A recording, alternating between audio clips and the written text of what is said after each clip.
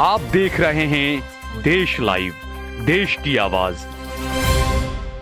अस्सलाम वालेकुम, आदाब, नमस्कार, सत श्री अकाल। देश लाइव में आपका स्वागत है। मैं हूं सहल कुरैशी। कर्नाटक में कांग्रेस की सरकार बनी और उस सरकार को अब एक बार फिर से शायद हिलाने की कोशिश की जा रही है। ये आरोप लग रहे हैं बीजेपी पर, क्योंकि बीजेपी की तरफ से कुछ ऐसा किया गया है कर्नाटक में जिसको लेकर सवाल उठने लगे हैं। क्योंकि कांग्रेस की सरकार बनते ही बीजेपी एक बार फिर से कर्नाटक सरकार को अस्थिर करने में लगी है, ये आरोप लग रहे हैं। दरअसल मामला यह है कि कर्नाटक की राजधानी बेंगलुरु की एक कोर्ट ने राज्य के मुख्यमंत्री सिद्धरमैया, राज्य के उप मुख्यमंत्री डीके शिव कुमार और कांग्रेस नेता राहुल गांधी के खिलाफ मानहानि के एक मामले में सम्मन जारी किया है। आपको बता दें कि मानहानि के एक मामले को लेकर ही राहुल गांधी की लोकसभा की सदस्यता छिन गई थी, क्योंकि उन्हें 3 साल की सजा सुना दी थी गुजरात की एक कोर्ट ने। और ये जो आरोप लगाया था और ये जो मामला दायर किया था वो बीजेपी के ही एक नेता की तरफ से दायर किया गया था। और अब एक बार जो है वो ये मामला हुआ है कर्नाटका में। कर्नाटका में बीजेपी के एक नेता ने मानहानि का दावा दर्ज कराया कोर्ट के अंदर, और कोर्ट ने जो इस मामले को लेकर अब सम्मन जारी किया है राहुल गांधी, डीके शिव कुमार और उसके अलावा वहां के मुख्यमंत्री के खिलाफ ये मामला दायर किया गया है। अब सिद्धरमैया, शिव कुमार और राहुल गांधी को इस पर जवाब देना होगा। लेकिन ये मामले की जो टाइमिंग है, किस तरीके से बीजेपी बुरी तरीके से हार गई और उसके बाद में आरोप लगाया गया। अब दोस्तों थोड़ा तह तक जाते हैं कि आखिर मामला क्या है, मानहानि का दावा क्यों किया गया और ऐसा पहले कब कब क्या क्या हुआ है। उससे पहले अगर आपने हमारा चैनल देश लाइव सब्सक्राइब न किया हो तो हमारे चैनल को जरूर सब्सक्राइब कर लें। सोशल मीडिया के तमाम प्लेटफॉर्म्स पर, फेसबुक पर, ट्विटर पर, इंस्टाग्राम पर आप देश लाइव के पेज को फॉलो करें, सब्सक्राइब करें। इसके अलावा सहल कुरैशी और सहल कुरैशी ऑफिशियल पेज को भी आप जरूर फॉलो करें, सब्सक्राइब करें। अगर आप यूट्यूब पर हमारी वीडियो देख रहे हैं तो स्टार बटन दबाकर हमारा ज्यादा से ज्यादा सहयोग करें। हमने हमारा नंबर भी दिया हुआ है, हमारा आर्थिक समर्थन जरूर करें। कर्नाटक की सरकार को अस्थिर करने की क्या कोशिश की जा रही है, क्योंकि जिस तरीके से राहुल गांधी, सिद्धरमैया और डीके शिव कुमार को नोटिस जारी किया गया है कोर्ट की तरफ से, उसको लेकर ये सवाल उठने लगे हैं। दरअसल कर्नाटक के ही एक नेता हैं बीजेपी के, उन्होंने, जिनका नाम है, जो कर्नाटक बीजेपी के सेक्रेटरी है, सचिव हैं, एस केशव प्रसाद, उन्होंने शिकायत की है कि कांग्रेस ने विज्ञापनों में झूठ बोला और इससे बीजेपी की इमेज को खतरा पहुंचा है। अब खतरा बीजेपी की इमेज को तब नहीं पहुंचा था जब 15-15 लाख रुपए अकाउंट में आने वाले थे और अमित शाह ने आकर कह दिया था कि वो तो सिर्फ जुमला था। तब क्या बीजेपी की इमेज को ठेस नहीं पहुंची थी? दरअसल कांग्रेस पार्टी ने आरोप लगाया था और विज्ञापन में यह कहा गया था कि बीजेपी की सरकार में जो ठेकेदार वगैरह जो लोग हैं उन सबको अपने बिल पास कराने के लिए 40% देना पड़ता था बीजेपी की सरकार को, जो राज्य की सरकार थी कर्नाटक की, उसको। और उसको लेकर यह बाकायदा कहा गया विज्ञापन में, भाजपा सरकार का रेट कार्ड जो है वो दिखाया गया था। इसमें कहा गया था कि सीएम पोस्ट 2500 करोड़ रुपया, मिनिस्टर की कुर्सी 500 करोड़ रुपए में मिलती है बीजेपी के राज में। कांग्रेस ने विज्ञापन में भाजपा सरकार का रेट कार्ड ये बताया था। इसमें कहा गया था कि सीएम पोस्ट 2500 करोड़ और मिनिस्टर की कुर्सी जो है वो 500 करोड़ में बीजेपी देती है। इसके अलावा कर्नाटक चुनाव से पहले कांग्रेस ने भाजपा सरकार पर 40% कमीशन का भी आरोप लगाया था और उसी को लेकर मानहानि का दावा किया गया है। इसमें धारा 499 मानहानि और 500 यानी कि मानहानि के लिए सजा के तहत संज्ञान लिया गया है। और बेंगलुरु के एडिशनल चीफ मेट्रोपॉलिटन मजिस्ट्रेट ने नोटिस जो है, सम्मन जो है वो जारी किया है। इस मामले को अब आगे चलेगा। 27 जुलाई को इस मामले में आगे की सुनवाई होने वाली है, बयान दर्ज होंगे, तमाम चीजें होगी। अब यहां पर सवाल ये उठता है कि 40% कमीशन वाली बात आई कहां से, कांग्रेस ने यह बात कहां से की? तो ऐसे हवाई बात नहीं थी दोस्तों। दरअसल 40% कमीशन की बात वहां से आई। कर्नाटक के एक सिविल कॉन्ट्रैक्टर संतोष पाटिल ने 11 अप्रैल 2022 को खुदकुशी कर ली थी। उन्होंने सुसाइड से पहले एक व्हाट्सएप मैसेज अपने दोस्तों को भेजा था जिसमें यह कहा था कि कर्नाटक की भाजपा सरकार में मंत्री ईश्वरप्पा मेरी मौत के जिम्मेदार हैं, उन्हें सजा मिलनी चाहिए।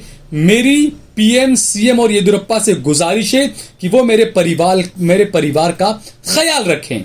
संतोष पाटिल ने आत्महत्या से पहले कई बार बीजेपी के सीनियर नेता और तब ग्रामीण विकास मंत्री और पंचायत राज्य मंत्री ईश्वरप्पा को भ्रष्ट बताया था और उनकी शिकायत पीएम नरेंद्र मोदी से भी की थी। बाद में ईश्वरप्पा के खिलाफ मामला दर्ज हुआ और उनको अपने पद से इस्तीफा देना पड़ा। लेकिन ये जो आरोप लगे, इस घटना से पता चला था कि कर्नाटक में पेमेंट से पहले बिल पास करने के लिए 40% तक की रिश्वत देनी पड़ रही है। और कांग्रेस ने इसी घटना को लेकर भाजपा सरकार को 40% कमीशन लेने वाली सरकार बताया था। ये घटना थी और इसी को लेकर ये तमाम चीजें हुई थी। एक कॉन्ट्रैक्टर ने आत्महत्या कर ली और उसके व्हाट्सएप चैट वगैरह सब सामने आए थे।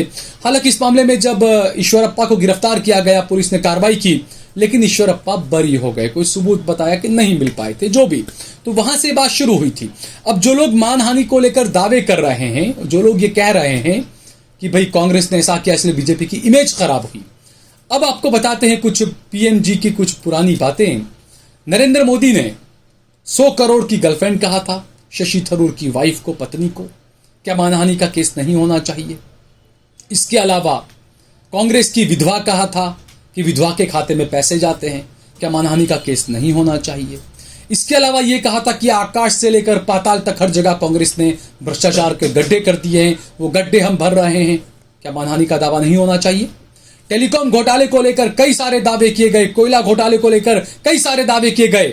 अदालत से ये तकरीबन तमाम मामले में कांग्रेस पार्टी को बिल्कुल क्लीन चिट मिल गई। क्या मानहानि का दावा नहीं किया जाना चाहिए? अगर ऐसे मानहानि के दावे होते रहे तो बीजेपी के तो प्रधानमंत्री जो हमारे हैं, उनको भी अपना पद शायद छोड़ देना पड़ेगा, फिर उनको भी सजा हो जाएगी 3 साल की, लगता है फिर तो कोर्ट से। और बीजेपी के जो सांसद हैं, मेरे ख्याल से 150 से ज्यादा सांसद तो वैसे ही नप जाएंगे, इनकी सदस्यता चली जाएगी, जिस तरीके से राहुल गांधी की सदस्यता गई है मानहानि के मामले में। तो ये केस दाखिल करके आखिरकार क्या बीजेपी की ये साजिश है कि कर्नाटका में कांग्रेस पार्टी को जो जीत मिली, एक बड़ी लैंडस्लाइड विक्ट्री से कहा जाता है, क्योंकि वहां पर बहुत बुरी हार बीजेपी की हुई है। 40 से ज्यादा सीटों पर तो बीजेपी की जमानत तक जब्त हो गई है। तो क्या एक बार फिर से कांग्रेस पार्टी की सरकार को अस्थिर करने की कोशिश की जा रही है? क्योंकि इससे पहले के चुनाव में, पिछले चुनाव की बात करें, तब भी कांग्रेस पार्टी ने वहां पर जीतकर जेडीएस के साथ मिलकर सरकार बनाई थी, लेकिन बीजेपी ने खरीद फरोख्त कर कांग्रेस जेडीएस की सरकार को गिरा दिया था और एक बार फिर से बीजेपी ने अपनी सरकार बना ली थी। और यही मामला हमने मध्य प्रदेश में भी देखा था, वहां पर भी यही किया गया था। तो ये जो चीजें और जो बयान, और कोर्टें तो कई बार कह चुकी है कि भाई जो हंसते हुए बयान देता है उसको गंभीरता से नहीं लेना चाहिए। या कुछ और भी ये कहा गया, एक और किसी कोर्ट के केस में, मामले में ये भी कोर्ट ने कहा था कि वो तो चुनाव के वक्त इस तरह की बातें चलती रहती है, चुनाव के वक्त नेता ऐसी बातें करते रहते हैं। तो सवाल ये उठना है कि मानहानि के केस में आजम खान को सजा हो सकती है, राहुल गांधी को सजा हो सकती है, तो अमित शाह को, नरेंद्र मोदी को सजा क्यों नहीं हो सकती? अनुराग ठाकुर को सजा क्यों नहीं हो सकती? और बीजेपी के कई और ऐसे नेता हैं, उनको सजा क्यों नहीं हो सकती? तो अब मेरे ख्याल से इनके पीछे भी पड़ जाना चाहिए कानूनी तौर पर। वो कहते हैं ना, संवैधानिक रास्ते से इनकी भी सदस्यताएं छीने जाने का वक्त मेरे ख्याल से आ चुका है। कोई एक जुर्रत करके खड़ा हो, बल्कि कांग्रेस पार्टी को ही होना चाहिए कि पुराने जितने भी मामले हैं निकालें, और जितने भी अमित शाह, बीजेपी के जितने भी नेता जो उलूल जुलूल जो बयान देते हैं सिर्फ वोट लेने के लिए, और जो नरेंद्र मोदी ने जो कहा था कि कांग्रेस बजरंग बली को ताले में रखना चाहती है, ताले में बंद कर देना चाहती है, क्या इस मामले पर भी मानहानि का दावा नहीं होना चाहिए? क्योंकि कांग्रेस पार्टी ने तो बजरंग दल की जो गुंडागर्दी है उसकी बात कही थी। इसमें आप भगवान बजरंग बली को कहां से लेकर आ गए मोदी जी? तो मैं तो कहता हूं हिंदुओं को ही मोदी के खिलाफ कार्रवाई करनी चाहिए, मानहानि का दावा करना चाहिए, क्योंकि कानून तो सबके लिए समान होना चाहिए ना। आप सिक्के के दोनों पहलुओं को देखिए, एक तरफ आप छूट देते हैं, दूसरी तरफ आप इस तरह की हरकतें करते हैं। बहरहाल ये कई ऐसी बातें हैं जो आपको इन सब चीजों पर ध्यान देना चाहिए। अगर आपको ये वीडियो पसंद आया हो तो इस पर कमेंट करिए, इसे लाइक करिए, इसे ज्यादा से ज्यादा शेयर करिए। अगर आपने हमारा चैनल देश लाइव सब्सक्राइब न किया हो तो हमारे चैनल को जरूर सब्सक्राइब करिए।